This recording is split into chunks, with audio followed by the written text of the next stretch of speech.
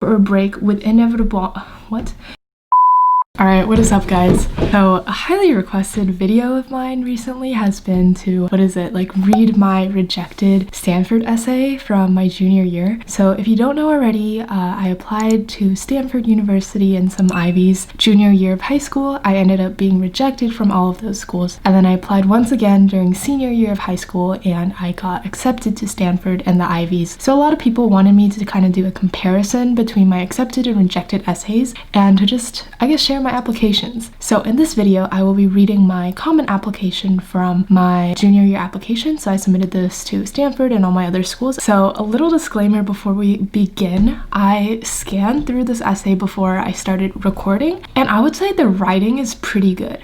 Like, it's solid writing, it gives good insight. However, I think where I fell short is I didn't have that theme, which is what a lot of colleges are looking for. And I wrote about something very political. Yeah, without further ado, let's get into it. Okay, here it goes. Arise, ye who refuse to be slaves. My classmates and I are roaring to the national anthem, the Communist Party's red scarves billowing around our necks, and we stand and salute to the rising flag. This was my morning routine as a proud young pioneer of China. Here at my Beijing public school, I was taught arithmetic with the abacus and encouraged to recite Confucian passages. At home with my grandparents, I itched to learn the next tune they knew from serving in the Chinese Liberation Army.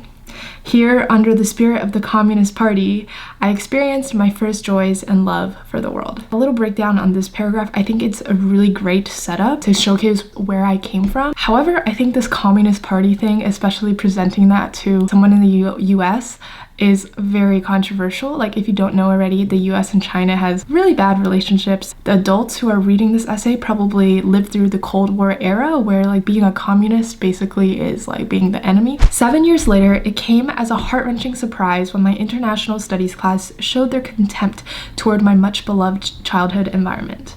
The class, teacher included, expressed unanimous disdain toward the Chinese government, borderline pity to the citizens of the country, and blamed communism for the misfortunes of Chinese history. In spite of their unanimous opinion, I decided to speak up. It felt like a moral obligation to give an alternate perspective. I attempted to persuade the class on the productivity and efficiency of the one-party system. I told them about the meritocratic system in which leaders are judged by the fruits of their labor. I believed fervently in China and successfully offered the class an alternate vantage point.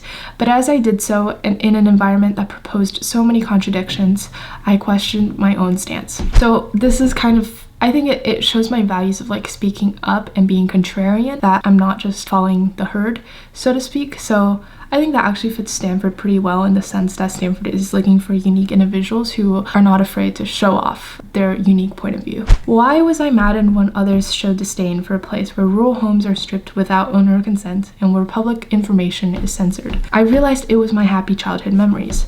My emotional bias had kept me from seeing fact. My pride in China made me buy into the Chinese spirit without hesitation. Love had blinded me from reality, and my opinions were flawed because I had failed to consider the holistic picture. So I think I actually did a pretty good job of showing how I didn't just question other people, I also did some self-introspection by questioning myself, all of which are great traits. And I actually think this essay is turning out better than when I thought when I was skimming it. So I would actually say like this doesn't put me in the light of a fervent communist at all. Like, I think it really shows that I'm on the US's side, that I am questioning communism and different systems of government. And as I said, I'm in this following paragraph, I'm becoming a respectful skeptic. So here we go. From this, I began to practice respectful skepticism, questioning preconceived notions in order to chase the truth through different lenses and come to the best decisions. I took this to practice when Snapchat streaks were trending. People who I have talked to only briefly in real life started streaks with me, and everybody hoped to reach the magic 100 with their friends. It was fun and exciting, and I took part with enthusiasm. Although when I questioned the long-term purpose behind such action, I found the idea quite meaningless. Thus, I deleted Snapchat for 100 days to experience the opposite side of the spectrum, allowing me to see from the vantage points of both a crazy dose and a strict avoidance of the app. Ultimately, I found deeper satisfaction away from the social pressure of snap streaks. So this is kind of a cool metaphor to what I first came to realize between these two different government systems that are on opposite ends of the spectrum. I applied that concept to Snapchat and how there are also two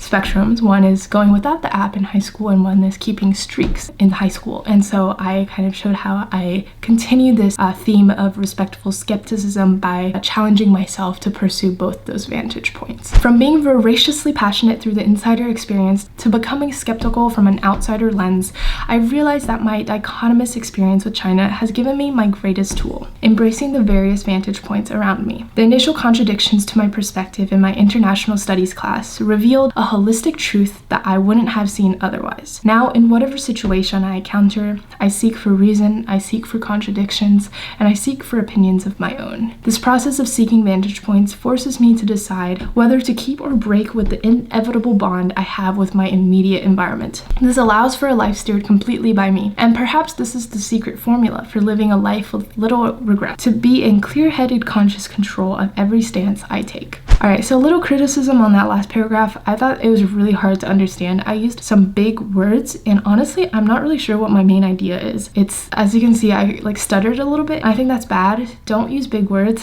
That's one of the biggest tips I have in the essay video I made. It's really important that your reader understands you rather than understand that you know big words. So get your meaning across. It doesn't matter how big or small your words are. Alright, let's continue.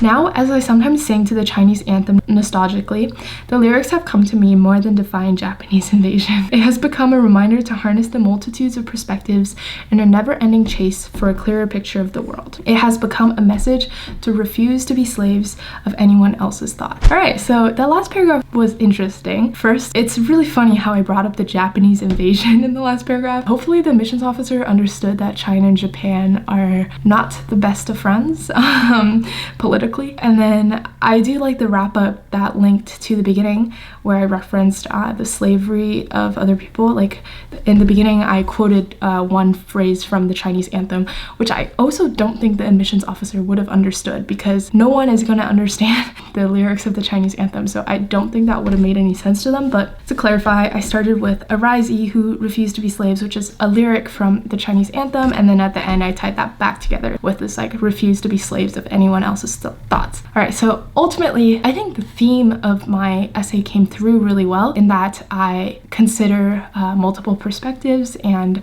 I'm open-minded, and I try different things. So that paints me as a good candidate for someone who can thrive in intellectual debates, just in an environment that has so much diversity and requires that open-mindedness. However, I think ultimately I was rejected because I didn't really connect to this theme in any other parts of my application. I think my application was all over the place. I didn't really have any extracurriculars that directly connected to the theme of this essay. Like, I didn't do speech and debates. I didn't do anything that was connected. So I think ultimately this essay was pretty good. I would actually say it was pretty good. Let me know your thoughts in the comments below. So as you can see, I think essays are important, but it's also the content of your essays and how your essays relate to the rest of your application that's even more important than the insight you paint or how well you write your essay. It's really about using your essay as an opportunity to put your application in this cohesive picture, and that cohesive picture is ultimately what's going to get you in. All right, also just for context and also evidence about the rest of my application and how there was no cohesive theme whatsoever to my junior year applications, was that I wrote one of my supplemental essays to Stanford on 0 to 1 by Peter Thiel, so very much like startups, and then I wrote my roommate essay on like the food I like to eat. So it was like literally all over the place. I was from like communism and politics and debate to the startup world to eating food, and there was no clear like theme wrapping all of those together. So I think to anybody reading my application, it would be really confusing to get a clear picture of who this applicant writing these essays are. So ultimately, my biggest advice, and hopefully the biggest takeaway for you, is that you should try to have a theme wrapping every single one of your essays together. So it's like a bunch of little pieces in this like big gift that you're presenting to the admissions officer. For comparison and the breakdown of my theme during my senior year applications, which were successful, you can go ahead and check out my other videos on both my common applications and my Stanford supplemental essays, and I really talk about the theme I tried to portray through the entire application in those videos. I hope this video was helpful and that it made sense to you guys and just provided an extra piece of insight for you during this stressful college application process. As always, leave your extra questions in the comments down below, and I will try my best to answer all of them. Subscribe for more college related content, like this video if you enjoyed it, and I'll see you in the next one. Bye.